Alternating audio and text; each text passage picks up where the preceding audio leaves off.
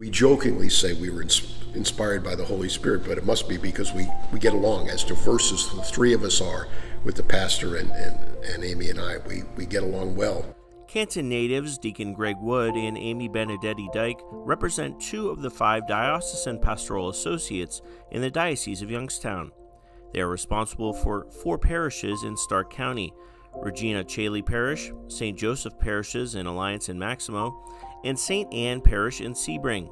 Together they work with Pastor David Weichert to meet the needs of the parishes, cemetery, and Regina Caeli School, among other duties. We work a lot, Amy and I and Father, to work to develop programs for the people, educational programs, retreats, that type of thing. We've tried to do that quite a bit.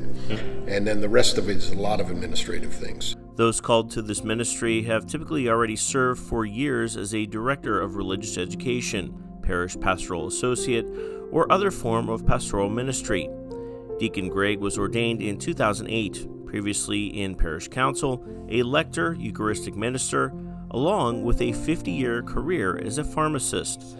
Benedetti Dyke is in her 25th year of church work, her 4th year as a DPA, and she oversees the religious education aspect of the collaboration. She says, as situations often change in parishes across the Diocese of Youngstown, more lay people are needed for various ministries. Ministers that are needed for the Mass, Eucharistic ministers. We have ministers that are needed to visit the homebound and the nursing homes. We need people for that. We need people in music.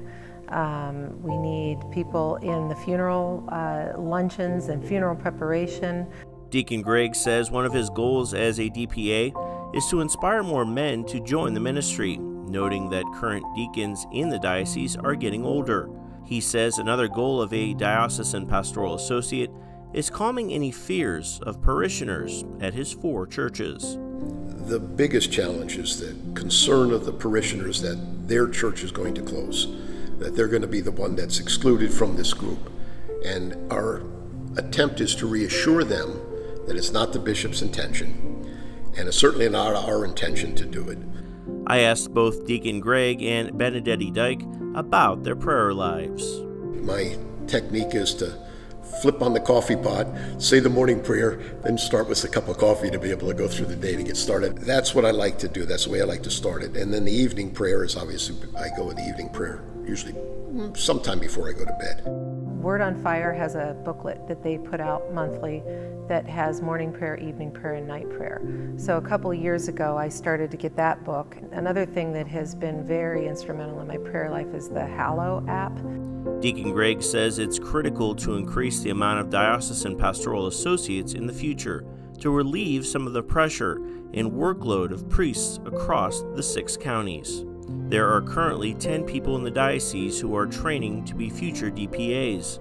He says they must continue the mission of promoting these various ministries in the church to people of all ages and backgrounds. Part of the job that you do, that a job like this, is that there's an enjoyment factor in knowing that you're helping people. So vocations aren't just limited to religious life. You know, so that yes, you can do as a deacon, you can get that, but there's also, it's a vocation to be a DRE. It's a vocation to devote your life to the church. For more information on diocesan pastoral associates or other ministries in the Catholic Diocese of Youngstown, go to doy.org/vocations.